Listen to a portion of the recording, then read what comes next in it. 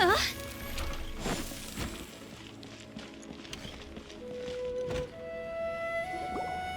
Paimon's trying to remember. What else did we put on our shopping list?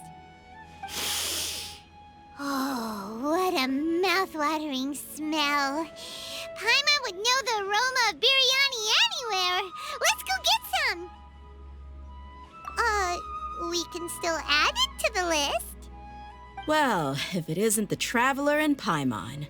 Wasn't expecting to see you here. Hello there. Oh, it's been quite a while. So you two are still hanging out together. Dehya, didn't you say last time that you were gonna head back to the desert? I said I was going to resign from being her bodyguard, not that our friendship was over. We're still the best of friends. The Homayanis also still post jobs from time to time. Their pay is always generous, so me and the other mercs never pass them up. I told Dehya to just stay at our place when she took one of those jobs a few days ago. My parents were delighted. They even said that it always felt like we were missing someone whenever Dehya wasn't around. That sounds like something they would say, all right. They're always so welcoming. Anyway, the job is already taken care of, so I was gonna head back to the brigade as soon as I finished a little shopping. But the master kept insisting, and I ended up staying for another day. You can stay for as many days as you want, Dehya. Father hasn't even gotten around to treating you to his best dishes yet. You know I'm not the kind of person to stay put in one place like that, my lady. Don't worry, though. There'll always be next time. What? She said they'll treat you to the best dishes! Paimon can't believe you can still refuse that! But wait. Didn't you say last time that you would take me on a trip to the desert? Why don't you just take me with you today, when you leave? There are so many places I still haven't visited yet. I'm sorry, my lady, but no can do. There's still a few things I need to take care of back at the brigade. Besides, the desert hasn't exactly been the most peaceful place lately. Oh, come on. Not this again. That's also what you said last time and the time before that. I know, I'm sorry. Just give me some more time, and I promise I'll plan the best trip ever for you. All right, fine. To be perfectly honest, it's not that I wanted to go, it's more like I feel like something is off about you lately. Ever since you first set foot on the estate a few days ago, you've been acting anxious and even paranoid. Have you been delaying our trip because you've run into some kind of trouble? Nah, are you kidding? You're worrying too much. Would you swear on that? Friends shouldn't lie to each other, you know. I wouldn't pry any further if you're willing to swear on what you just said. But if something really is bothering you, then just tell me. You know I'll help you however I can. Oh, looks like Junior's was onto something. You're too perceptive, my lady. Seems I can't hide anything from you. I just thought that nothing good could come out of telling you about the messy happenings of mercenaries. Knowing too much only leads to more trouble. Mercenary life is a dog-eat-dog world where Mora reigns supreme. Everything operates on a completely different set of rules. That doesn't change anything about what I just said, though. We're still friends, and I can only support you if I understand what's bothering you. My lady, you're not gonna stop until you drag it out of me, are ya? All right, I'll share what I know. Let's go somewhere else first. This isn't exactly the best place for a discussion. Okay, let's talk here. Just try not to draw any extra attention. As you may already know, the Eremites have both a lot of mercenaries and a complex organizational structure. Many mercs are no different than me, just going around looking for jobs to earn some mora. My brigade is called the Blazing Beasts. We're not a large group, but every member is loyal and brave. However, not all Eremite brigades are like mine. Some are willing to cross all kinds of lines for the sake of mora. The most notorious is a faction known as Deshret's Relics. Deshret's Relics? Judging from the name, they must really look up to... Yep, you got it. I've heard that you've already crossed paths with Ain al-Akmar. They're one of the groups under the Relic's banner. Oh, you mean the group that tried to sell us the Divine Knowledge Capsule? Yeah, they weren't friendly at all. Deshret's Relics is composed of many smaller brigades like Ain al-Akmar. The Relic's headquarters issues orders to all brigades under his control. On any other day, I would want nothing to do with them. Unfortunately, though, the brigade that's stirring up trouble now is none other than Dehya al-Akmar. Dakan? I think it means beard or something. Believe me, it's a really stupid name. I found it insufferable for years. Anyway, the real issue is that Dehya al-Akmar is led by my father, Kusela. Say what now? I think I'm starting to understand your anxiety now. But what did they do? I won't go into details, my lady, but they've been involved in a lot of violent incidents. We're talking hundreds. Hundreds? Yep. The scenes tend to be quite gruesome, too. They strip the victims of all their valuables before murdering them. Not only have they targeted merchant caravans and ordinary citizens, but other mercenary brigades as well. That's beyond terrible. They won't even spare their own kind. I don't know how Deshret's Relic sees it. All I do know is that Dehya al-Akmar has become more and more aggressive over the last few years. If I don't do something about them, then even my brigade or the people of Aru village could become their next target. I just wish I knew what's driven him to do this. Yeah. How can your father do such terrible things? I don't know.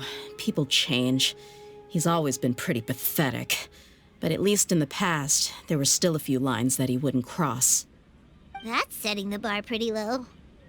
I mean, if he was even remotely decent, then why would I have to leave the brigade and cut all ties with him? He was loud and foolish, with no real sense of purpose.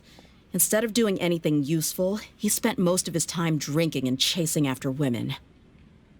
Of course, the other brigade members were just like him. Their ruckus would go on night after night. Sounds like a nightmare. What about your mother? Did she ever step in to stop them? Unfortunately, I never knew my mother. I'm sorry, Dehya. I didn't know. It's all right, my lady. That's pretty common in mercenary circles. Didn't I mention that my father was chasing after women? I was the result of one of those encounters with some random person. He told me that he wasn't sure who my mother was. And in any case, she never came to see me. He'd say, "You'll be fine as long as you remember to stick with Dad." But even then, he left most of the parenting to the brigade. The one thing I do remember is that he used to tell me stories. But the problem was that he had terrible taste. He only knew a few stories, and even those tended to be pretty stale.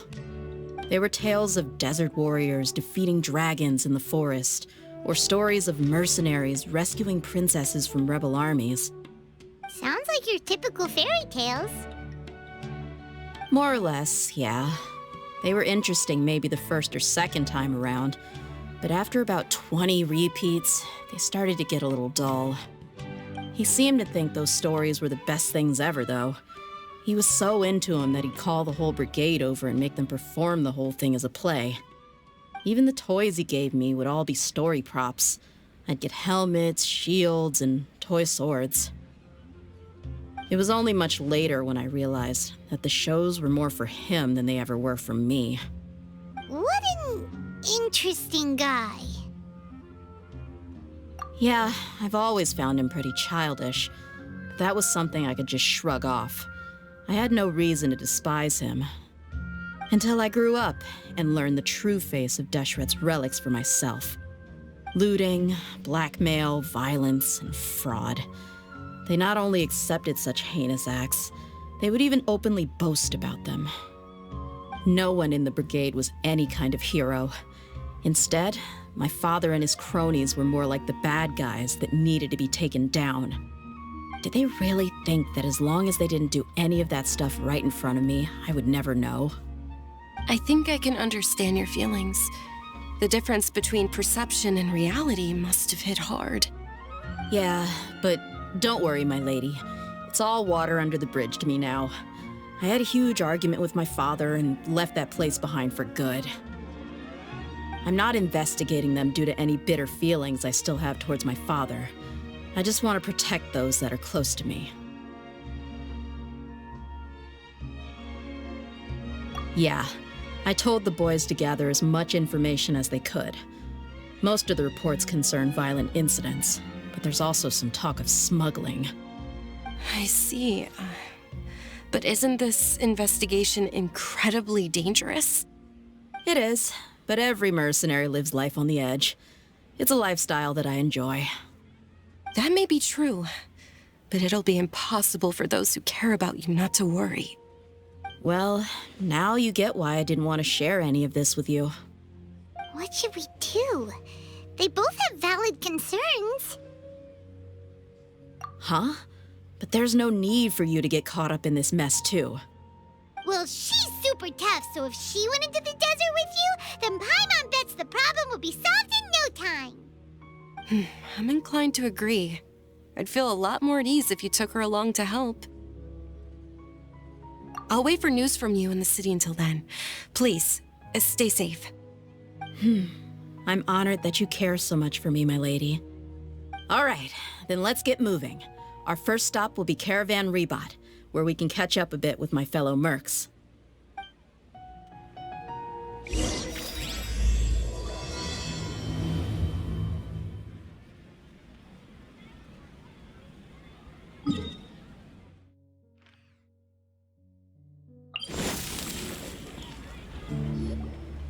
Hey, Dehya, you're back. Are these two friends of yours?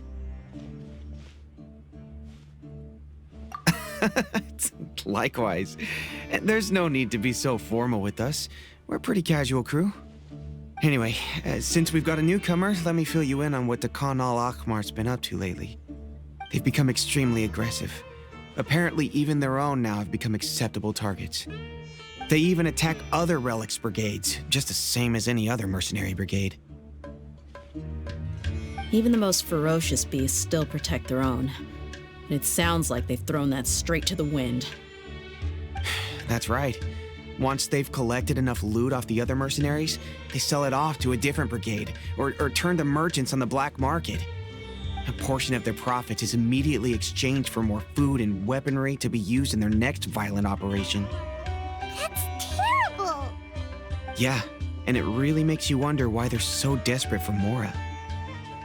A few days ago, Isham and I trailed them for a while, and even disguised ourselves as merchants to conduct trade with them. We were able to learn a few things from the exchange. Rather than saying they're out to plunder and hoard Mora, it'd probably be more accurate to say that they're experiencing an internal power struggle. Wait, a power struggle? You heard me right. The vast majority of their victims are mercenaries from the other brigades of Deshret's relics. If their only goal was Mora, they could have gone after anybody.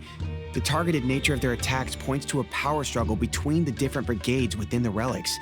That's the only plausible explanation we have. Unfortunately, we weren't able to find out anything more specific. It seems they're also trying to keep things under wraps. Oh, one last thing we discovered was that over the past few years, as the Khan al-Ahmar became more and more active, Deshret's relics as a whole became a lot weaker. It sounds mighty strange to me, too. Harun, you can leave the rest of the investigation to us. Gotta say, though, I didn't expect you to go on a whole undercover mission during the few days I was gone. Sounds like you were really putting your necks on the line, no? Nah, it was nothing. We're just as concerned about the situation as you are. The Khan al-Ahmar is your father's crew, after all. What he said. Besides, Dehya, haven't you done more dangerous things than all of us combined? What we did is nothing compared to your experiences. Yeah. And while they went to talk with Khan al-Ahmar, I took a look at the last camp they attacked. Any survivors of the attack were already long gone. There was nothing of value left in the camp. Ah, Hisham and Khalaf. You're here too. We rushed over as soon as we saw you come into Caravan Rebot. Although this new friend of yours looks a little green behind the ears, I'm sensing a special vibe from her. Now that we know you'll have a capable partner with you, we can also rest easy. Hey, what about Paimon? Feel anything special? Oh, you're also planning to tag along with them? Of course!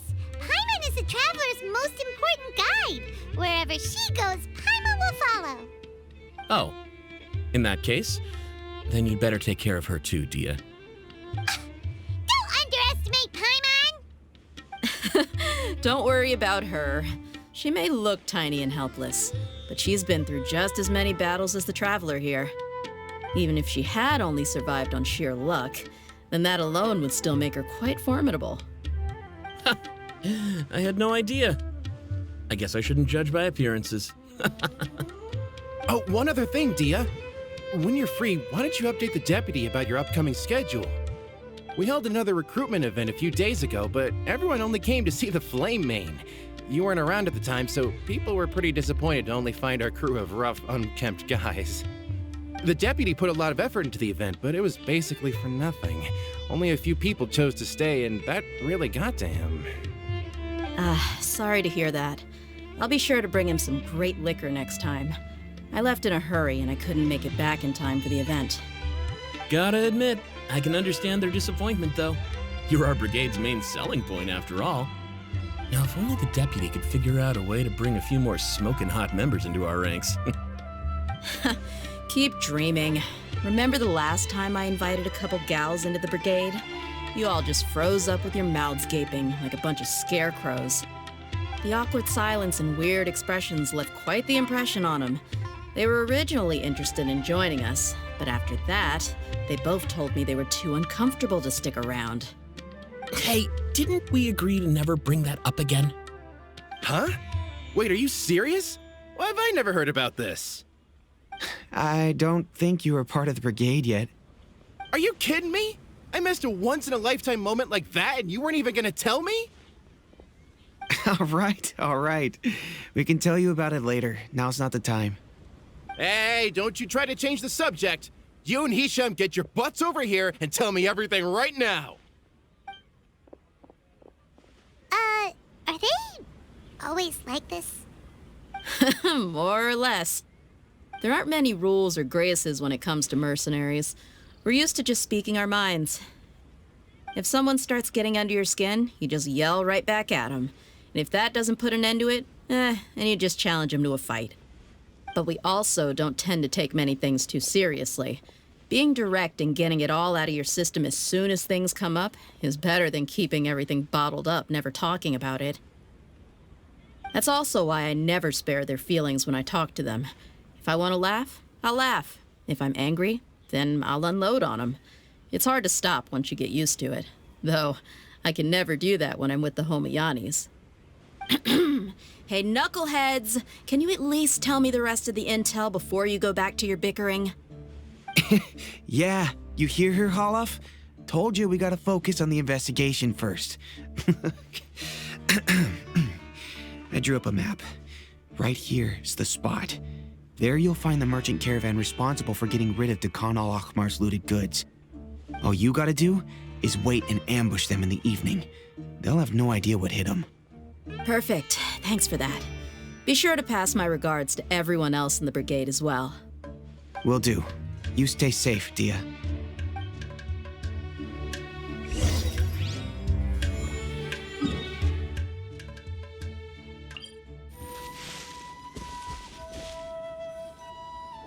This should be the place. Let's find a spot to hide and bide our time.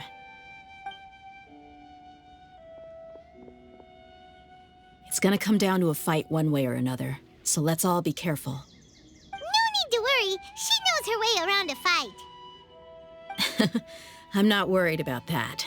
What I meant is that we probably shouldn't go too hard on the enemy. After all, we still need to get information out of them.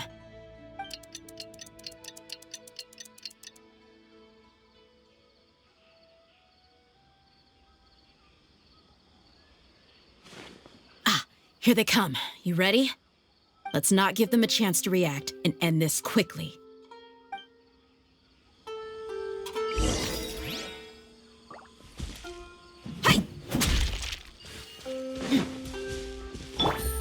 Take it easy. That's close enough, baby.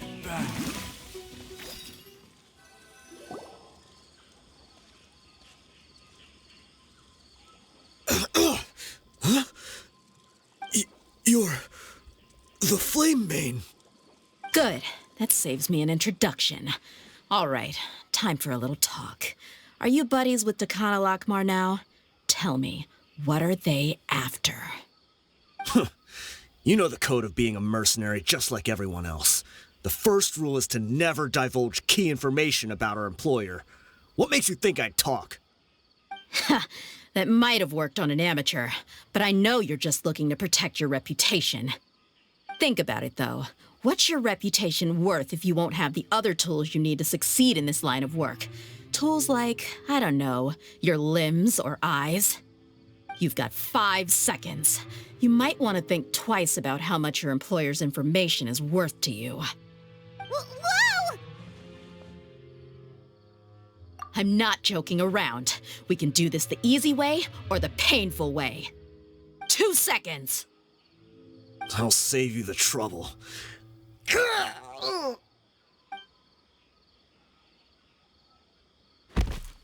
Huh? Are you crazy? He tried to bite off his own tongue. Quick, search the area for any first aid supplies.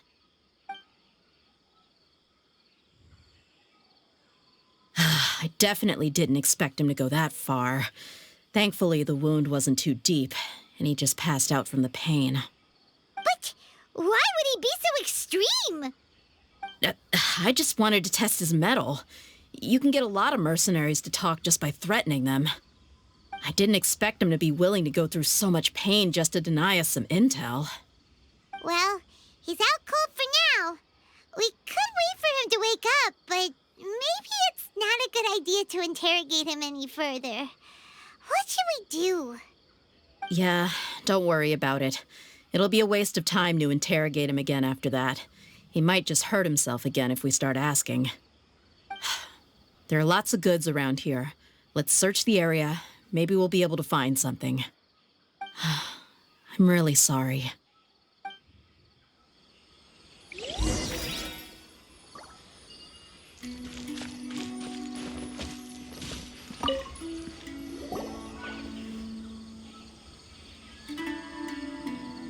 We found a piece of paper with a bunch of names on it.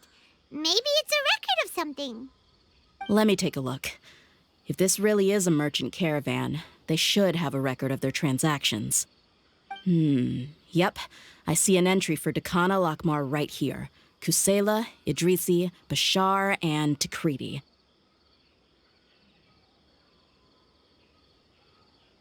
All familiar names.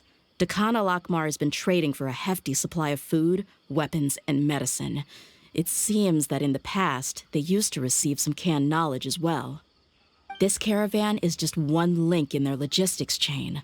Once in the rainforest, the caravan will exchange the looted goods for Mora, and the funds will then be passed to a specific person.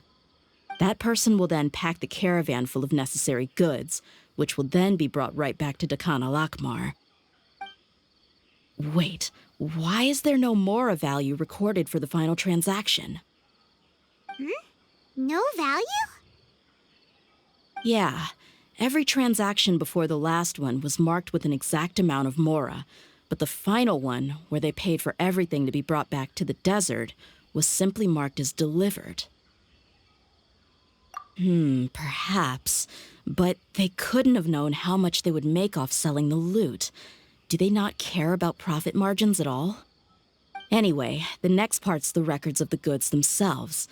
There are a lot of entries. Everything was probably sourced from the rainforest. Huh? What's wrong? Shazamon Homayani? Homayani? You mean Dunyarzad's family? Could it just be another family with the same last name? I'd be surprised to find someone with the exact same first and last name. Shazamon Homayani is Dunyarzad's father, and the head of the Homayani family. Just what the heck is going on here? I'm sorry, you're right. I'll consider what we found and not jump to conclusions just yet. But what this piece of paper confirms is that the Homayani family has been providing goods to Dakana Lakmar. What if the Homayanis have been kept in the dark and don't know they've been trading with Dakan Akhmar? That's a possibility, but if that was the case, why is this caravan specifically named Shahzaman as their person of contact? They could have just as easily bought goods such as food and medicine directly from Caravan Ribat or Port Ormos. Yeah, funding violence and looting. The brigade gets the goods, and he is paid the proceeds from the sale of the loot. But why would he do something like this? It's not like the Homayanis are in need of money. I honestly have no idea. I've been to their estate many times, and I've never noticed anything suspicious. The only potentially large expenditure I could think of would be the treatment costs for Dunyarzad's Elazar. Maybe they borrowed a lot of Mora in the past? But that's still just a speculation. I don't think the Master would stoop so low to make Mora. You're probably right. I know my lady's personality, and she wouldn't deliberately keep something like this from us. But what should we do now? All we found is just another mystery. If you ask me, we already have no choice but to confront her about this. I'm not worried. It's too early to make a verdict yet. I still have faith in the Homayanis. Let's go find my lady again. We'll tell her everything and see if she's willing to lend us her support. If we're lucky, we can not only figure out the mystery of this paper, but also follow the trail of breadcrumbs to the people responsible at Dakana Lakmar. Dehya, are you sure this is the best decision? What if instead of getting the help we need, we just end up revealing everything we've discovered to the enemy? I've considered that possibility, but even still, I want to tell her what we found. I think I owe her that much. True friendship is built on trust. She showed genuine concern for me when we first brought up the topic. I can't repay her kindness with doubt and suspicion.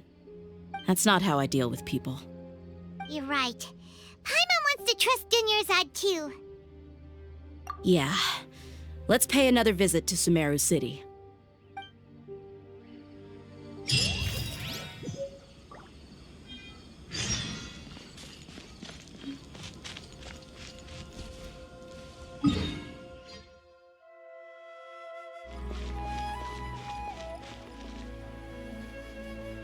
We're back, my lady.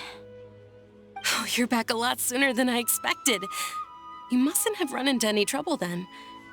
Well, how did it go? What did you come up with? Actually, we're still investigating. It's just that we've discovered something strange. I see. The clues you found have led you back here, in the city? Something like that. Yeah. You all look a little dispirited. Whatever you found must not have been very encouraging after all. Why don't you discuss it with me? Maybe I'll be able to say something to cheer you up? It's okay, my lady. It's not so much about me being upset with my father or anything like that. How should I put this? So something is wrong. Even the Traveler and Paimon have been uncharacteristically quiet. On any other day, Paimon would have already waved to me with a smile and shouted, "Dunyarzad, we're back!" So tell me, what happened? Well? My lady, please prepare yourself for what we're going to tell you next. It concerns the Master. The Master? You mean my father? Okay, I understand. Don't worry about me. I'll listen as attentively as I can. My father has been supplying goods to Dakan al-Akmar? Yeah, it makes as little sense to us as it does to you.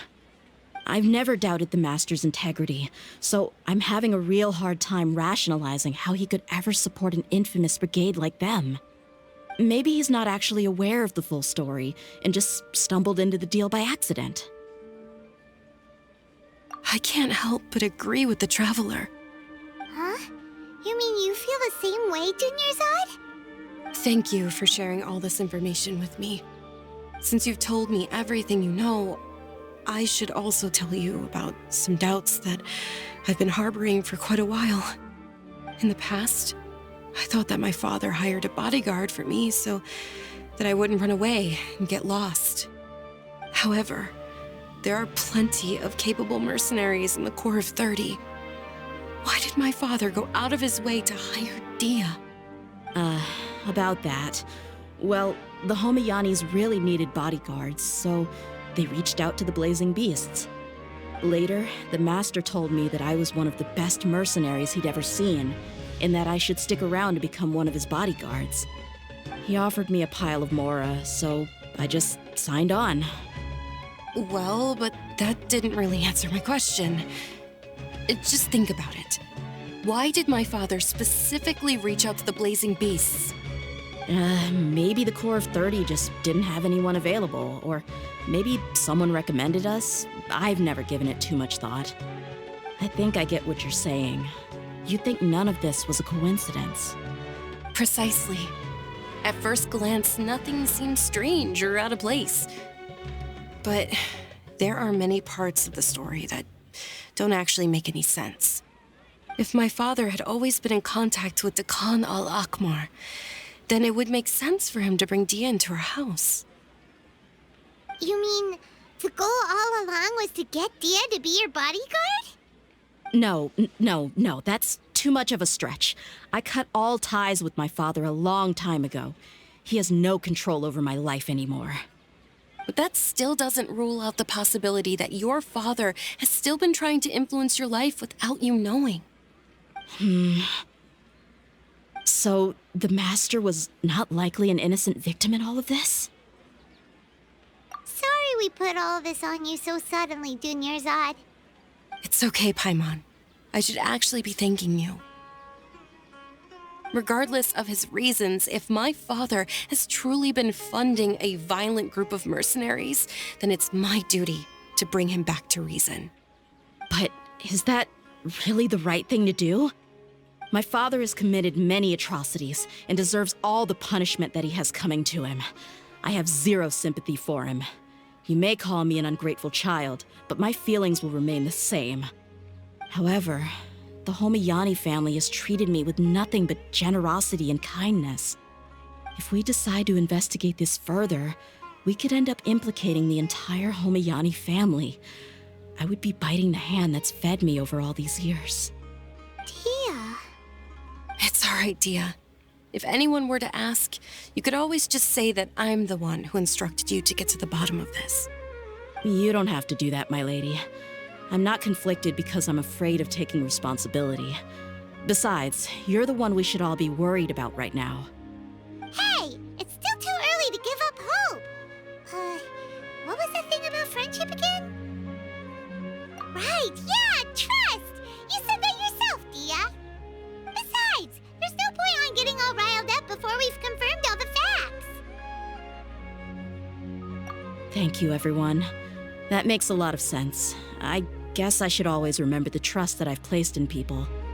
In which case, my lady, could you ask the Master to come out and have a chat with us? Sure thing. I also hope he'll be able to give us a logical explanation. Let's meet at the usual place then. Usual place? Ah, right!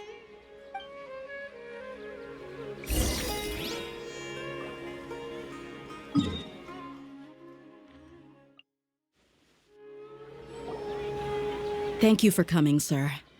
Please allow me to introduce these two. This is the Traveler, and next to her is her travel companion, Paimon. Yes, my daughter has mentioned them from time to time. It's a privilege to finally meet them in person. But we may skip all the pleasantries for now. What is the important matter you wish to discuss with me today? Well, we wanted to bring this transaction record to your attention. There's something on this record that we're all pretty curious about. So that's what you found. Huh. Seems like I can't keep everything from you much longer. If you wouldn't mind, we'd like an explanation.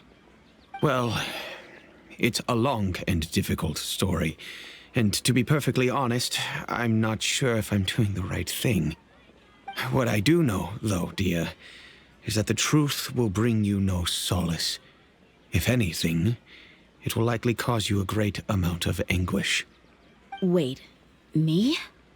Yes, I understand perfectly why you came to see me, and I am touched by your collective commitment to do the right thing. But knowledge always comes at a price, and sometimes, as they say, ignorance is bliss. Your father, Kusela, and I both believed that. Of course, you have the right to seek and learn the truth, but I must warn you. The facts of this matter may reduce everything you've built for yourself into sand, blowing in the wind. If you must proceed, then Kusela's heartfelt efforts will also fade into the wind like a fleeting mirage. His heartfelt efforts? I'm sorry, sir, but I'm not sure I follow. I've made it this far in life without a single drop of my father's support. I have my own ideals and ways of looking at the world, as well as people and causes that I've chosen to cherish and fight for. None of these things have anything to do with him. I came here today to support you as the head of the Homayani family. No warning will change my stance on that. I understand. Then let me tell you a little story. Our family once needed to take a trip to the desert when Dunyarzad was just a baby. Along the way, we were attacked by bandits. They had superior numbers and quickly overpowered our bodyguards. When all seemed lost, a group of passerby Eremites lent us their support. Those Eremites were Kusela's brigade, Dehya al-Ahmar. Kusela's men told me that the attackers were Eremite mercenaries, just like themselves. I was shocked. Why would Dehya al-Ahmar go so far to save us and not spare the fellow Eremites? Kusela was grinning and walked over to play with baby Dunyarzad. She was startled by his unfamiliar face and nearly started crying. Really? I never knew. He said that he had no particular reason to help us. He just took pity on us because he had a daughter about the same age. We started talking about our children, and I sensed that he was a devoted father.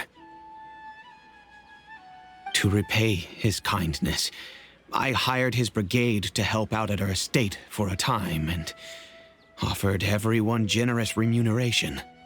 So, that's what happened. It was many years before I saw him again. I almost didn't recognize him the next time he came knocking on my door. The man I knew to be strong and healthy had been reduced to a shell of himself. He couldn't even walk anymore without his cane.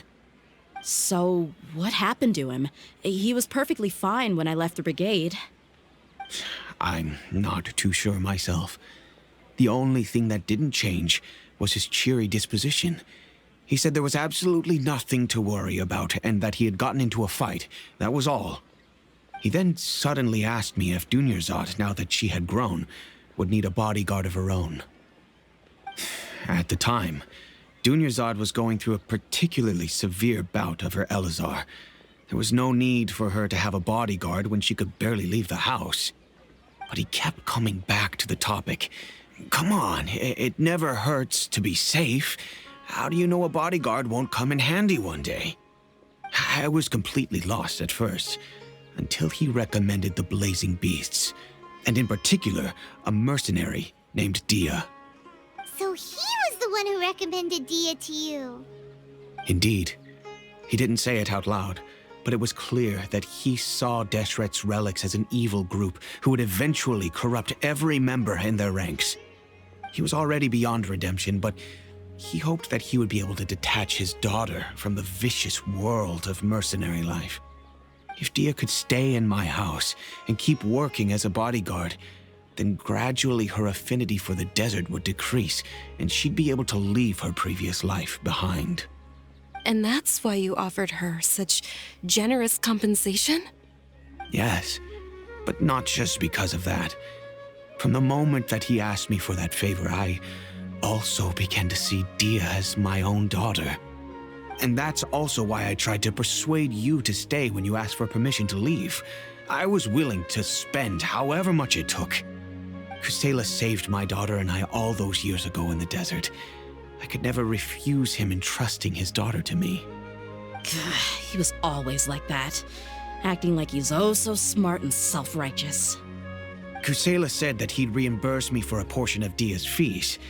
I refused to take any mora from him, but he'd always send me funds anyway. Eventually, I just accepted them as a token of his gratitude. And that went on for a while until I received another letter from him a few years ago. The letter contained a request to help him buy food, weapons, medicine, and even explosive materials. Wait! Isn't that around the time that Dakan al-Akhmar started becoming more aggressive? That's right. When I started to hear some nasty rumors, I became wary. I wanted to meet him face to face to discuss things. But by then, he was no longer receptive to my requests to talk.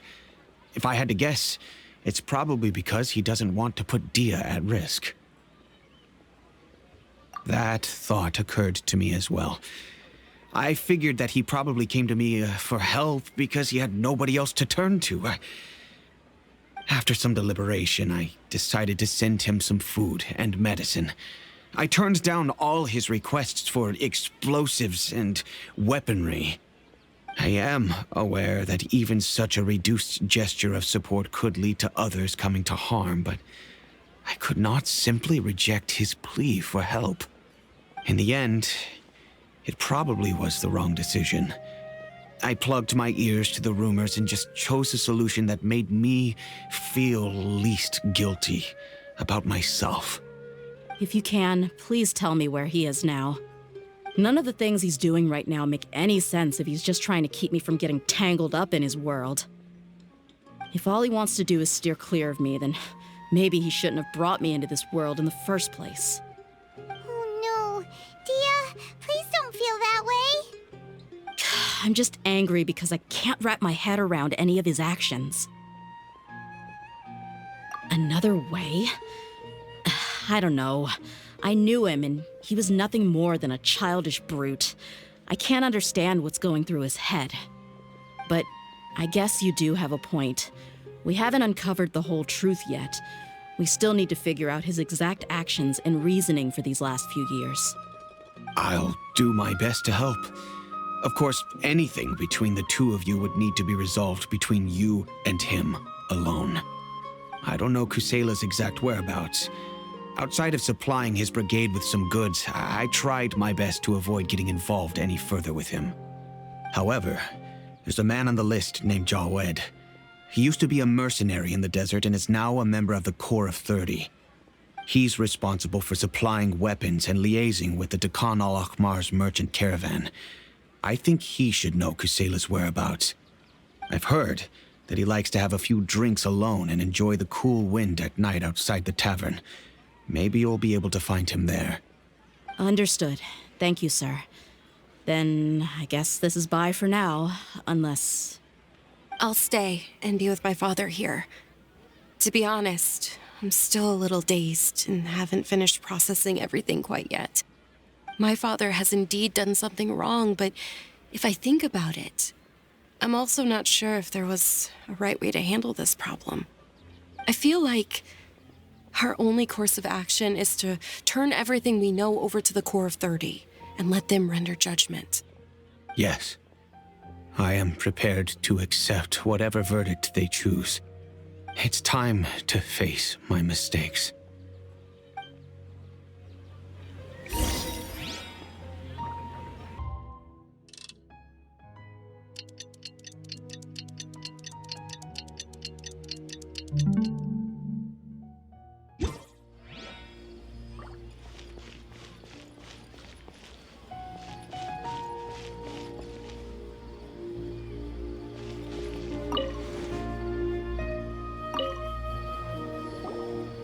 Huh?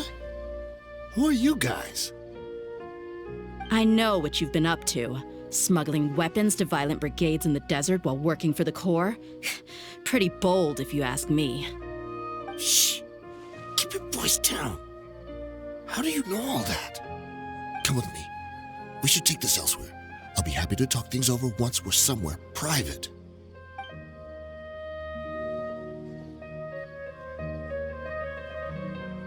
This place should do. All right, back to my question. How did you all know about me? Don't worry about that for now. You know what kind of punishment you'll face once we report you to the Corps, I assume. Wait, there's no need to jump the gun. Let's talk this out. What are your terms?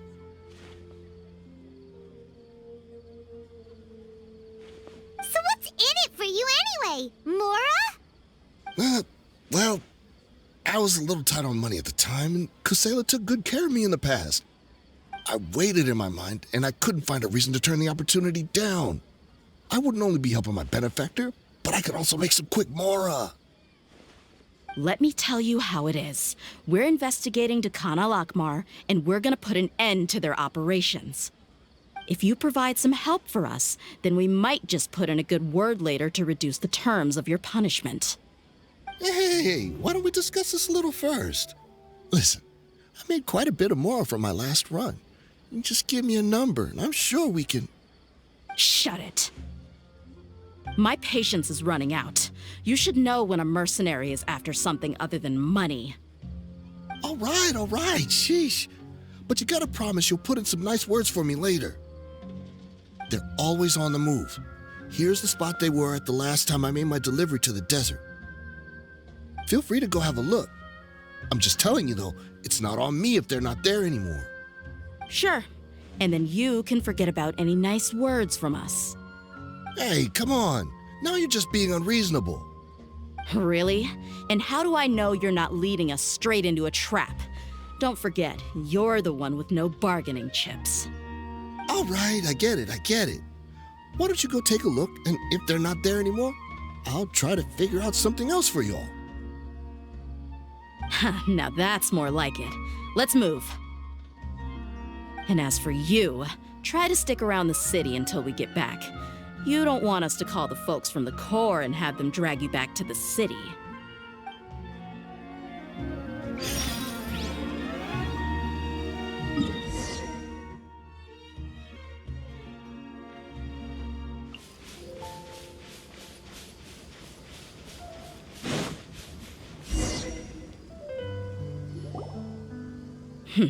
Seems like we're in luck. That should be their camp right up ahead. Let's go.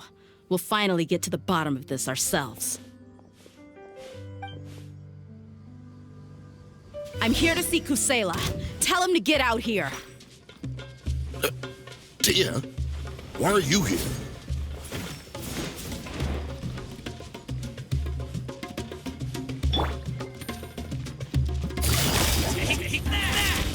Busted.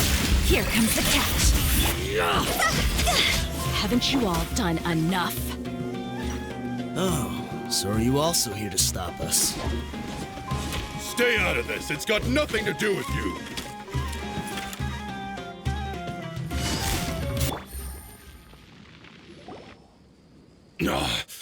She's so strong. Enough fighting. We all know each other, and I don't want to take things too far. Just bring Kusela to me. There's no use hiding him anymore. Did you understand a single word I just said? Or do I need to bash your skull in some more? All right, everyone, let's all just calm down for a second. Dehya, the boss can't come out and see you anymore. He died a long time ago. What? Seems like you've been out of the loop for a while. Guess that's for the best, though. At least, that's what the old man wanted. When did he die? What happened to him? A few years ago, Kusela broke up Dehya Al-Akmar and went to the Deshret's Relics headquarters by himself. So is that when you guys started acting up? We would prefer to call it taking revenge. Every last person in Deshret's Relics must pay in blood for what they did.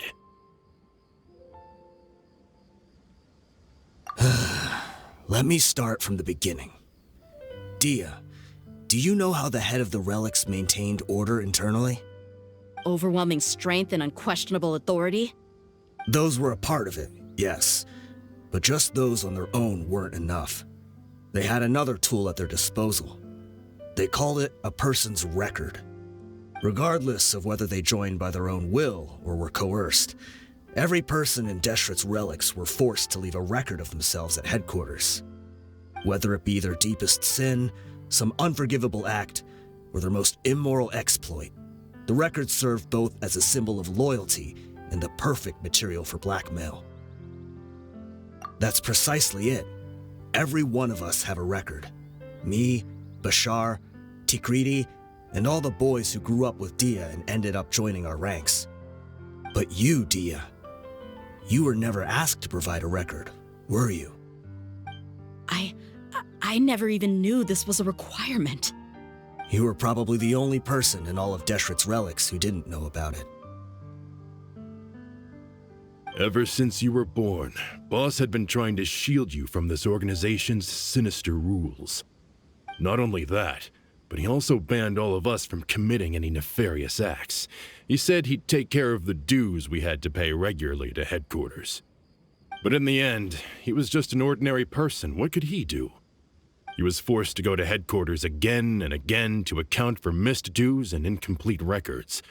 He'd come up with all kinds of excuses and get beaten up as a result. We all knew he was doing that for you. He wanted to get you out of this world, no matter what it took. And that's why he became a shell of himself and couldn't walk without a cane. Wait, but that doesn't make any sense. I didn't know about any of this, and I'd never seen him get injured or beaten. Because you were too young at the time. How would you ever tell between wounds from a beating and wounds from battle? When you left home after that final argument with him, he seemed to age by a decade overnight. Even his hair went gray. So even the blazing beasts were... Yep. It was all his doing. Had he not arranged them to come to you, you probably would have been reduced to a pulp before you ever left the desert. A few years ago, Boss said he needed to make another trip to headquarters. He was already pretty weak then, and we all assumed he was going to get beaten again. I suggested that he hand the role of leadership over to me, but he said there was no longer any need, since the Khan al-Ahmar would soon be no more. His words made no sense to me, but that night, we heard that a massive fire tore through headquarters and razed everyone's records to ash. Everyone gained their freedom that night. Many members fled, not just from our ranks, but from the other brigades as well. But how could we leave with a clear conscience? All of us who knew exactly what had happened. The boss can't have just died for nothing. Those heartless jerks at headquarters took him from us. From that point on, the sole purpose of the Khan al-Ahmar became revenge. The big fire that Boss started was quite a blow to headquarters' strength. It's given us the opportunity to launch our attack. Even though we're outnumbered, we vowed to see our revenge through to the very end. There were people from headquarters who changed their names and went into hiding. Some fled to other brigades, and others escaped to the rainforest. But we won't let any of them escape our wrath. They'll all pay for what they've done. We've suffered plenty of losses as well. To keep going, we need an enormous amount of supplies, from food and medicine to weaponry and explosives. All we can do is exchange our loot from Mora, and then use that to get supplies. We forged Boss's handwriting and sent out many letters to his former friends. Thankfully, many people were willing to come to our aid. We were also able to attract many mercenaries who shared our goal. We've endured unspeakable pain to win many impossible battles. Deshret's relics have become weaker and weaker, and now we finally have an opportunity to directly strike their headquarters. Paimon doesn't know what to say anymore. We do know right from wrong, but we were sinners from the very beginning. We do not deserve the freedom that the boss won for us with his life. Boss always loved his old-fashioned hero stories. Those tales about sacrificing yourself to save the world. We used to always laugh at him for it. But in the end, he really went and lived those stories out himself. As for me, I never considered myself a hero. We're all the lowest of the low. We have no right to even imagine such an existence. But maybe those hero stories he liked foreshadowed everything that was to come. The spirit of the hero touched all those he had saved, and more people joined his cause. Maybe we were all just acting along with the play in the beginning. But as we acted the parts and recited the lines, we were drawn in. And now, we want to see the story through to the end. I'm sorry, Dehya. I know you always found us insufferable ever since you were young. Just think of this as a madman ranting. I'll go with you. Huh? Dehya? You want to go with them? I grew up with these guys, and I know they're not bad people. It's just that some situations get so bad that it's difficult to tell good from evil. All I know is that Deshret's relics must be destroyed.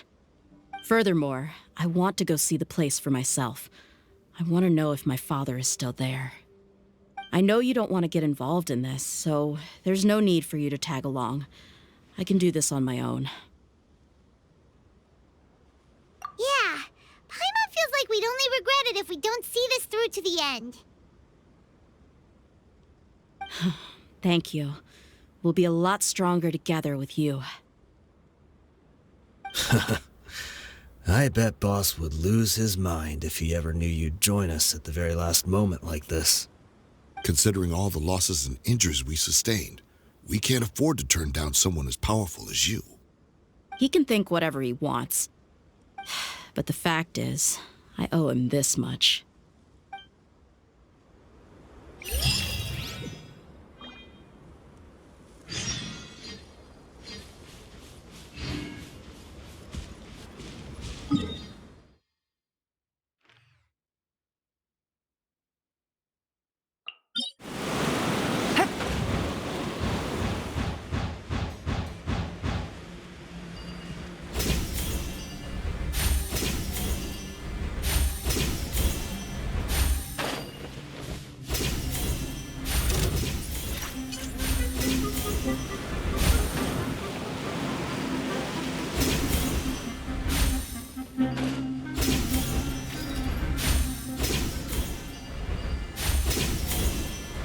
Is this the entrance?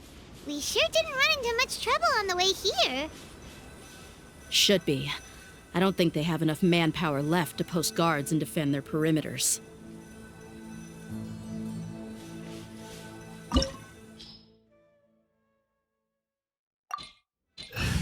The campaign begins. Wow. Paimon didn't expect it to look like this on the inside. They should all be holed up in here. Don't know how many people they've got left, though. Who cares? We'll round up all of them. Still, we should be careful. Even if they've only got one shot left, it could still take us out. Yeah, we'll know what they're really capable of once we've landed some hits on them. Deshret's relics may have been a force to be reckoned with before, but their name means nothing now. Yeah, they don't stand a chance with you here. I'll take the lead. I've been here once before.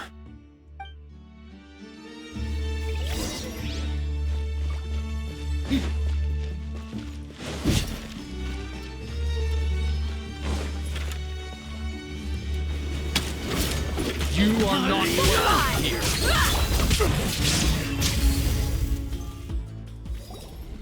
This way, follow me. We're almost there.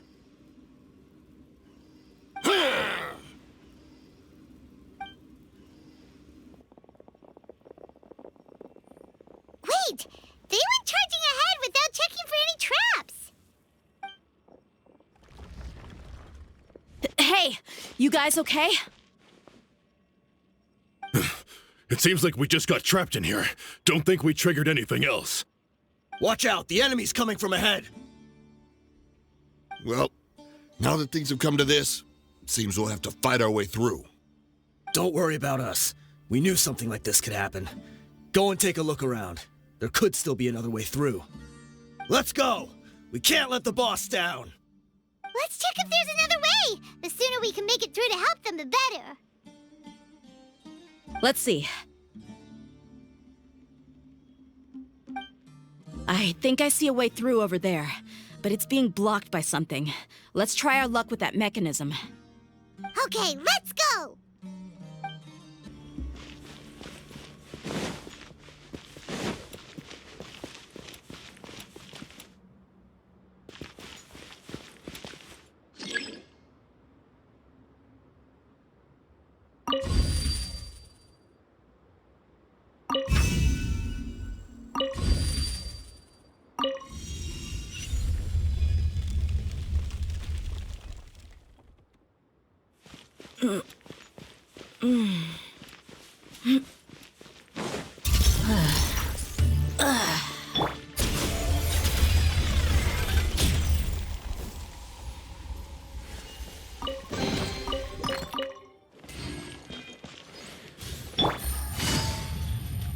Another mechanism like the one before, but this one's being blocked off in the middle.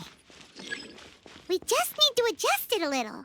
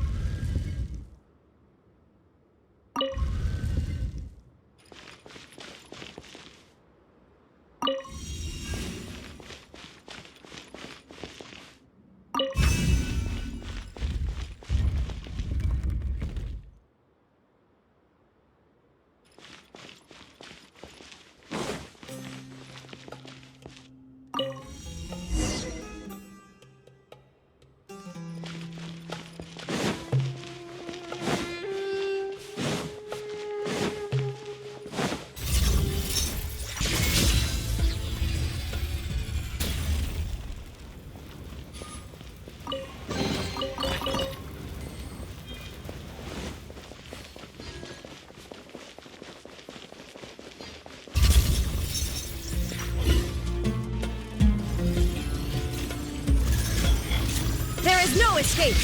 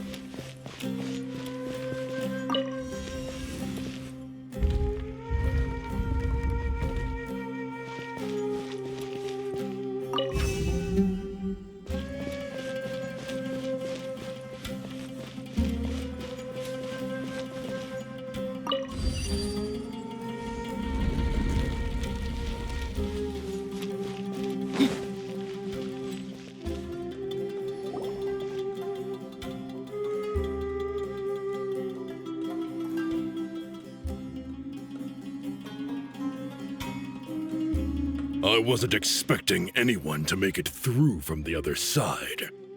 But as a desert dweller, I suppose we should be used to our folks defying all expectations.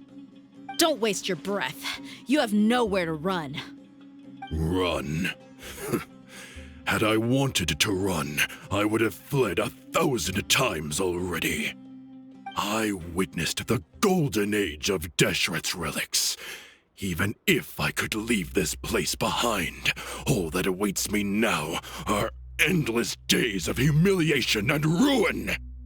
Even now, my brothers and I still believe in one thing.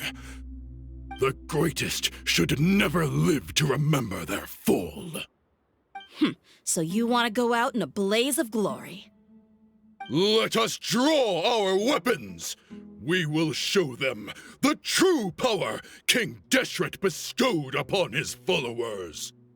They are but two, while we hold within ourselves the entirety of the relic's glory. Wave 1, charge! Eliminate them! Don't think like you've won. We're just getting started. King Deshret will not abandon any one of his followers. Ow! Brothers! With me, this is where we prove our faith. Do you all just want to die? None of us plan to leave this place alive! The commander has finally fallen. But they're still coming at us! This place is like a gladiator's ring. They just keep coming no matter how many we beat! Yes! Keep fighting! There's no need to fear, and no need to back down! This is our last stand! When the next wave comes, try to draw away their attacks. I'm going to see if I can take out that high platform.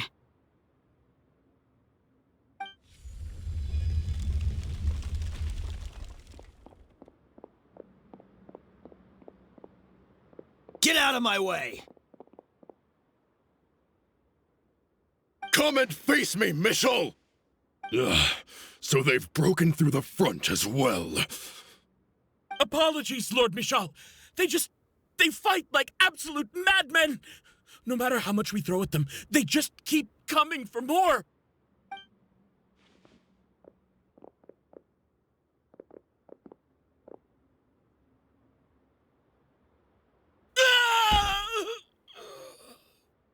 So, it would seem like this is the end. Time to pay for everything you've done, Mishal. You think I would give you that opportunity? I will be buried in the sand alongside all the rest of our fading glory.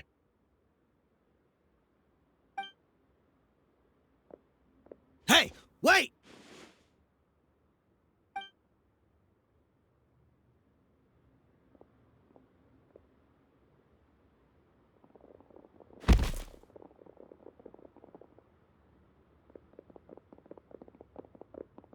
We were too late. It's over. There's no more need to fight. But if you're still going to cling on to your so-called mercenary's pride, then I'll give you all a good beating as well.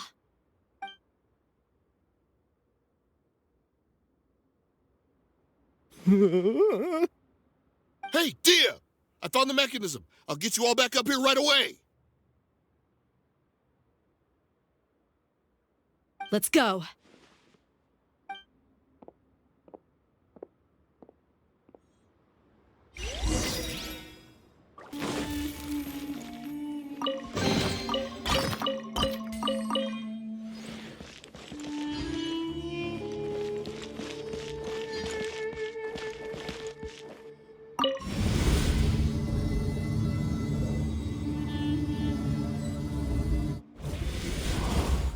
Who are you filthy rats? And why are you always pestering us? You call yourself a member of the infamous Deshret's relics, and you still can't even tell who's made it all the way to your headquarters? Who knows what intent a bunch of rats may have? We try to catch a couple, and you all just show up on the other side instead. How are we supposed to figure out what you're after? Hey, have you ever heard of a man by the name of Kusela? Why would I know? It's not like I'm in charge or anything. This is your last chance to talk. Hey, I said I don't know anything. I'm just an average member here. I'm telling the truth. If you're here to find someone, why don't you look through the records yourselves? Who can remember every name and face with so many people coming in and out every day? The irony. His life became a light for so many, yet to others, it wasn't even worth remembering. Where's the records room? Answer me! It's right over there. All the files are in there. You can go through them as much as you want. It's not like any of them still matter anyway. I mean the old records room. The old records room? You mean the one that got burned down? Kusela. Ah, yeah, I remember him now. The guy who could hardly walk. Watch your mouth. That's our boss you're talking about. He was definitely faking it. We all let our guard down as soon as we saw him come hobbling in. But in the short time it supposedly took him to take a dump, he'd already gotten away and started a fire in the records room. He couldn't have possibly outrun us if he wasn't a fraud. And after that, Deshret's relics fell into complete disarray. Stop wasting our time. Every one of us here is perfectly aware of what he had done. Tell me, where is the old records room? It's just over there. Go see it for yourself if it means that much to you. There's nothing left in there but ashes. No human could ever survive that kind of inferno. Bashar, Tikriti, let's go. We'll leave the others here to guard these guys. Spare them no mercy if they try anything.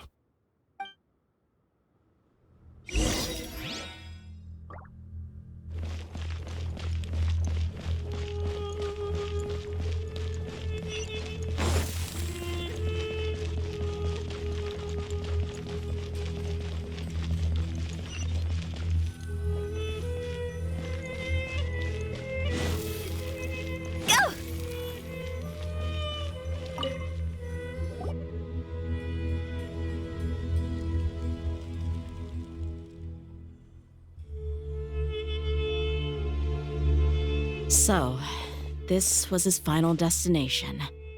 How did he do it? Getting past all the guards with a limp and sneaking in here to start a fire?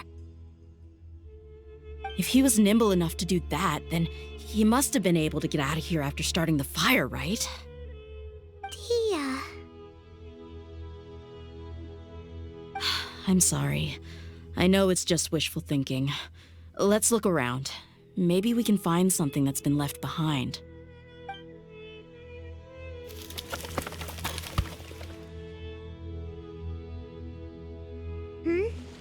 Is this a cane? It must be the one that Dehya's father used. Kusela. Thanks for everything, boss.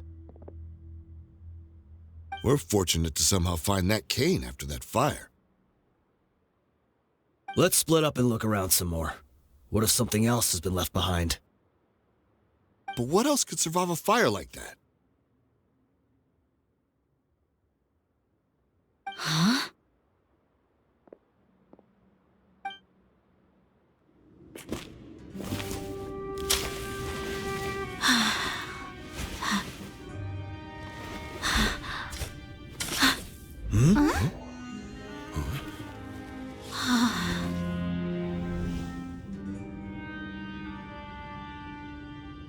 Thought so. Wait! Isn't that the toy sword you played with as a child?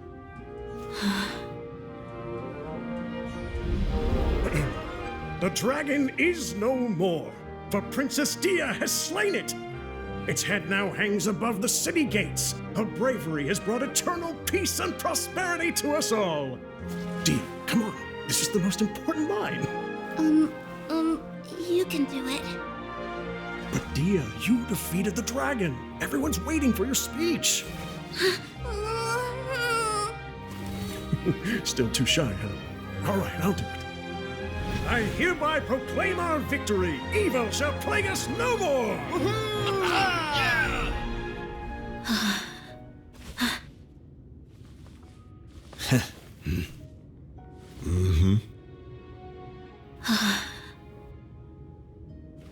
I hereby proclaim our victory.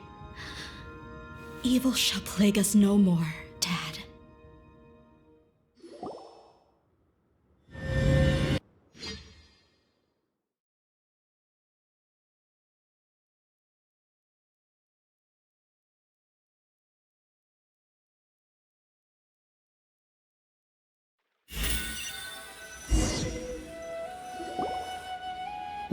What's this? Don't you remember? You asked Paimon what she would do if she were to wake up tomorrow with loads of money. And Paimon said that she would get boatloads of tasty snacks. You looked super confused at the time, but said it was an adorable thing to say. These opportunities don't come by often. So today, Paimon's gonna treat you to a special crash course on Paimon's life philosophy. Hey, come on! Paimon's not that stingy. Anyway, the point is that you should eat to your heart's content. You'll feel better for sure once you've gotten something in your tummy. Junior Zad will also be here shortly. She's already heard that we're back. Aw, thanks, you two. Honestly, this is very unlike me. I just had a lot on my mind on our way back, so I didn't know what to say. My chest was filled with all kinds of intense emotions. They just shook me even more than all the feelings we've shared during our previous adventures. But when everything came to an end, those emotions also vanished without a trace, and I was left feeling more empty than ever before. It was as if I'd lost the thing that was most important to me. Yeah, you're right. To many mercenaries, Mora is the most important thing in the world. But perhaps to us, it's the most worthless thing of all. Idrisi and the others all used to say that they would quit if there was no Mora to be had. But when it came to avenging my father, there was no Mora to be made anywhere. My reality shattered when I found out that the father who always told me hero stories was in fact a bad guy. But look at me now. Am I any different? Despite all my promises about never forgiving him and never trying to understand him, I still went to such lengths to find out the truth, and nearly even shed tears for his sake. We're hypocrites, all of us. Yeah, you're right. It's just a pity that we often only recognize our true feelings after it's already too late. You're back! Are all of you all right? Ah, there she is. Yeah. Many people from the Corps of 30 came over, and I just wrapped up everything with my dad. All I can do now is wait for their verdict. Huh? Dehya, you're looking quite down again. Paimon will explain. A lot happened while we were gone.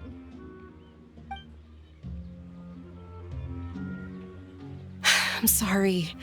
I really should have controlled my emotions better. I just... It's all right, my lady. You were hurt by all of this as well. Truth be told, I'm starting to feel a little guilty watching you cry like this. But Dehya, your pain must be even worse. You shouldn't need to comfort me. Hey, don't worry about me. If anything, this whole thing has finally shown me the difference between illusion and reality. My father probably thought that people could settle into new lives as long as they moved to a new environment. That thought has even crossed my mind a few times. It's like saying, what's wrong with adapting to a new life? However, there was always something deep within my mind that refused to accept it. This impulse brought me great turmoil, and even made me feel ashamed for turning my back on your father's kindness. But now that I consider it again, it all makes sense. The desert sands are a part of who I am, and I will never be able to lead a peaceful existence. I understand how you feel. That doesn't mean I won't be making any changes to my life, though. As an example, I'm now thinking about taking on some small odd jobs. It's just like Idrisi said. I also want to catch up to my father and become a character in his play. Even if the ending of the story may be childish and ridiculous, it won't really matter. Isn't that neat, though? Oh, you'll be a whole new kind of mercenary, one that's not out for Mora. Why don't we go for a change of scenery once we finish eating? What about stopping by the Grand Bazaar again? Right. You said you wanted to get a rug for your family. We'll come along too. I can't thank you enough for taking care of me this entire time.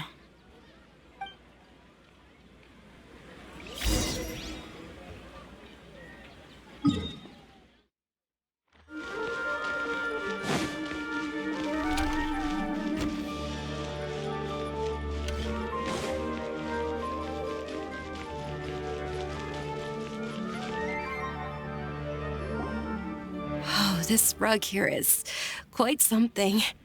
The craftsmanship is exquisite, and the fabric is also of high quality. Ah, here you are. Finally, I found you. Hey! Aren't you that mercenary who bit his tongue? You can still talk? Wait, are you here to take revenge on us? What are you talking about? Do I look like I could take you all in a fight? I just came here to give you something. I'll be on my way to give myself up to the Corps after this. Once I woke up, I hurried to the Khan al-Ahmar's camp, hoping to alert them to your presence. But when I got there, I found no one except the members who were still too injured to move. Ah, so you probably got there after us. Yeah, they told me that they had exacted their revenge, and everyone had turned themselves in to the authorities. Even that last camp was not going to last for much longer. I had joined the cause to repay an old favor from Kusela. Now that everyone's already turned themselves in, I might as well do the same. One of the injured members gave this box to me, and told me that it contained some of the old man's last possessions. Everything left in the camp will get confiscated, so I figured I should get this to you before the Corps could get their hands on it. Thank you. No worries. We are all just living our own truths. There's no need to comment or judge anyone for it. So this box contains everything that Dehya's father left behind. Huh. It feels lighter than expected. Well, back in the day, the first thing he did with any Mora was spend it on things like drinks and meat. But let's see what's inside. What's this? It's just a bunch of junk. It kinda stinks. Perhaps it's just been left unopened for too long. A handwritten copy of a storybook. The paper's already yellowed, and it looks like it's about to fall apart. It was against the Academia's rules to possess books for personal use. If he was going to break that rule, he could have at least copied something useful. That probably means this was really important to him. Ah, and here are a few bags of children's snacks. The packaging's completely deteriorated. Maybe that's where the smell was coming from. Did he get those for you? Yeah, but here's the thing, though. Even when I was a child, I was never a fan of these kinds of snacks. He'd always say that he got them for me, but in the end, he always ate more than I ever did. Who even leaves snacks in a box like this anyway? Isn't that just common sense? Forget it. Let me see what else is in here.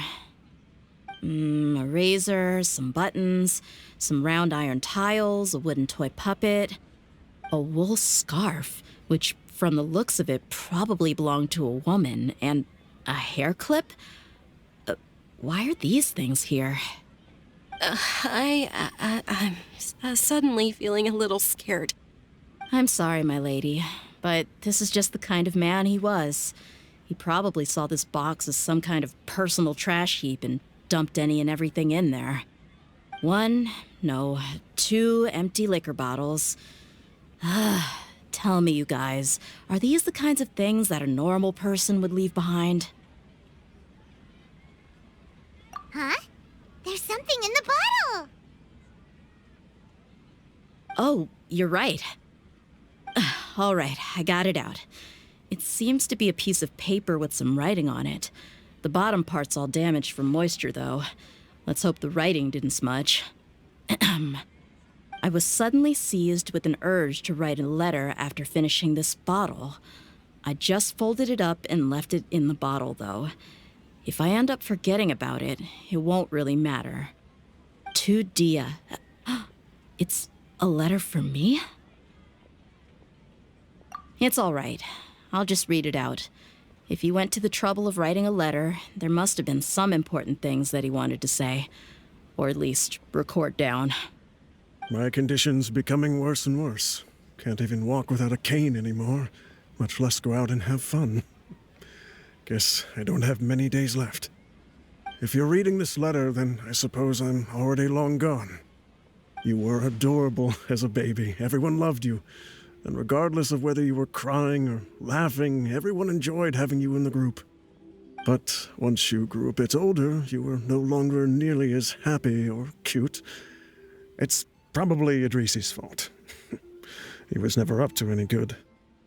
Can you believe this guy? He can point the finger at himself. Anyway, back to the point.